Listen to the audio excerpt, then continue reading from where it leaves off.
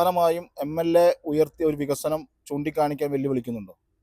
ഉറപ്പായും വെല്ലുവിളിക്കാം. എം.എൽ.എ വെല്ലുവിളിക്കാൻ ധൈര്യപൂർവ്വം കഴിയും. കാരണം എം.എൽ.എ കൽപ്പറ്റ നിയോജക മണ്ഡലത്തിൽ കൊടുക്കുന്ന ഒരു മേജർ പദ്ധതി ഏത് എന്ന് അദ്ദേഹം പറയട്ടെ. അതിന് കഴിഞ്ഞ 5 വർഷം കൽപ്പറ്റ മണ്ഡലത്തിൽ ടി സിദ്ദിഖ് എം.എൽ.എ യാതൊരുവിധ വികസന പ്രവർത്തനങ്ങളും നടത്താതെ എല്ലാം തൻ്റേതാക്കി മാറ്റുന്നുവെന്ന ഗുരുതര ആരോപണം ഉന്നയിച്ച് രംഗത്ത് വന്നിരിക്കുകയാണ് RJDയുടെ സംസ്ഥാന കമ്മിറ്റി അംഗമായ PK അനിൽകുമാർ. അനിൽകുമാർ നമ്മോടൊപ്പം ചേരുകയാണ്. എം.എൽ.എ ഇപ്പോൾ നിരന്തരമായി കുറേ കാര്യങ്ങൾ പറയുന്നുണ്ട്. ഇതെല്ലാം വെറും അവകാശവാദങ്ങൾ മാത്രമാണോ? ഇവിടെ കൽപ്പറ്റ എം.എൽ.എ തുടങ്ങിക്കഴിഞ്ഞപ്പോൾ എല്ലാവർക്കും വലിയ പ്രതീക്ഷയായിരുന്നു. അദ്ദേഹം വന്നു, അദ്ദേഹം ഒരു സ്റ്റേറ്റ് ഫിഗറാണ്. അങ്ങനെ ഉണ്ടായിരുന്ന പ്രതീക്ഷയിൽ നിന്ന് നമുക്കറിയാം അദ്ദേഹത്തിൻ്റെ യാത്രകൾ. ഇപ്പോൾ വയനാട്ടിൽ തന്നെ സൂചിപ്പാറ പോയി പുതിയൊരു വെള്ളച്ചാട്ടം കണ്ടുപിടിച്ചു.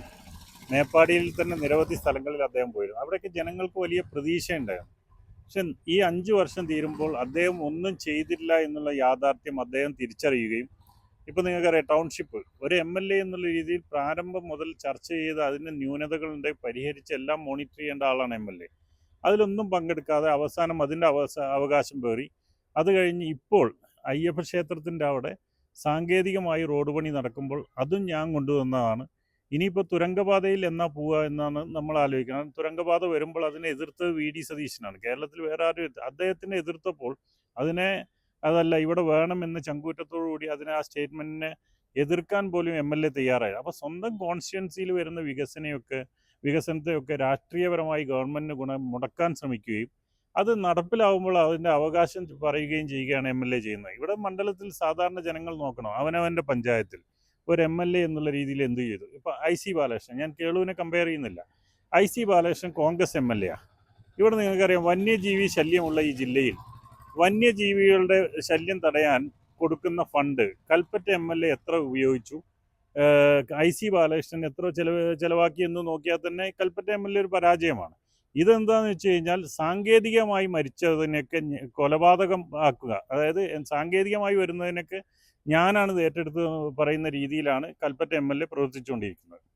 ഈ കഴിഞ്ഞ ഒരു 5 വർഷമായിട്ടും എടുത്തു പറയത്തക്ക ഒരു വികസനവും കൽപ്പറ്റയിൽ നടന്നിട്ടില്ല എന്നാണോ RJD വിമർശനമായി ഉന്നയിക്കുന്നത്? അതെ, നമുക്ക് സാങ്കേതികമായി ഒരു 10 പേർക്ക് ജോലി കിട്ടുന്ന, അതല്ലെങ്കിൽ നല്ലൊരു റോഡ്, കഴിഞ്ഞ ശ്രേയംസ് കുമാറും ശശിയേട്ടനൊക്കെ വെച്ച ഫണ്ടുകൾ നടപ്പിലായി എന്നല്ലാതെ പുതിയതായി ഞാൻ കൊണ്ടുവന്ന പുതിയ പദ്ധതി 5 വർഷം കൊണ്ട് DPR ഉണ്ടാക്കി കൊണ്ടുവന്ന ഒരു മേജർ പ്രൊജക്റ്റോ പദ്ധതിയോ പറയാൻ എം.എൽ.എക്ക് കഴിയില്ല.